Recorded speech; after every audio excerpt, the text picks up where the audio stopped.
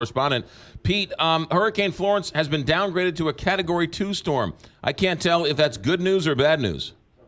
Well, don't be fooled by that, McGraw. The deal is it's a Cat 2 now, down from Cat 3. Actually, it was a Cat 4 at one point with winds of over 140 miles an hour. But now winds about 110 miles an hour, and here's the rub. This storm has grown tremendously in size.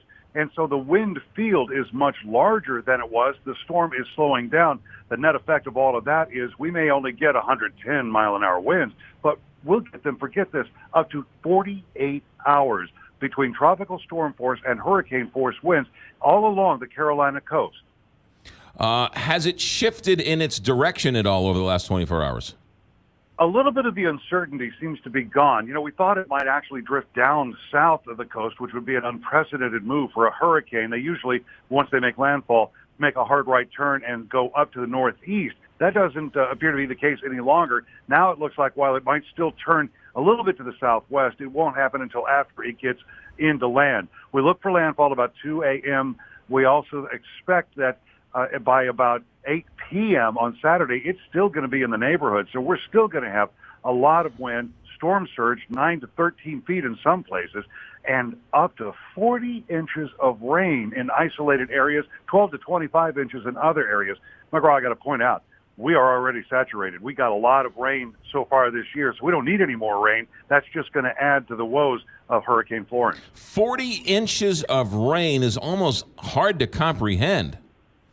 It really is. If you think back to Hurricane Harvey down in South Texas last year, that's the same kind of scenario we're talking about. It's just the devastation between the wind and the storm surge will be nothing compared to what we see because of the rain. Must be somewhat of an eerie feeling being in Myrtle Beach. How many people are still there?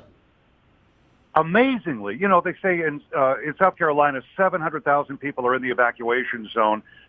400,000 people remain. I got a lot of friends here, McGraw, in Myrtle Beach. I spent the evening last night with some of them, and I said, you know, kind of plaintively, why aren't you leaving? Look at the danger. The governor, FEMA, the president say this is an unprecedented storm. You need to get out of the way. Why are you still here? And they cited 3 reasons. One is we don't want to spend the money to evacuate because it costs a lot of money to be on the road, the meals, the hotels. We can't take our pets with us in a lot of places, and we're not willing to leave them. And they said, we're worried about what we'll find when we get back and how long it'll be before they let us back in to see what's left. For all of that, they want to stay against the advice of every official in South Carolina. Wow.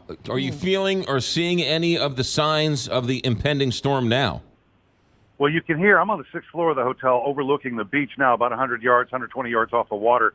You can hear the surf now. It is definitely up, and it'll come up all the way pretty much to the hotel before this is all over. That means a lot of beach erosion, and there's going to be a lot of damage along the shore itself as this flooding continues. And when will it come to a point when you have to leave?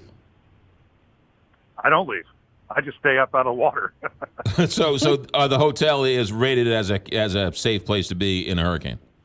It is. You know, it was kind of silly. I got in last night, and they said, okay, do you want a room on the 6th floor? I said, sure, that's great. I schlepped all my gear up here, got in the hotel room door, and I thought, what am I thinking here?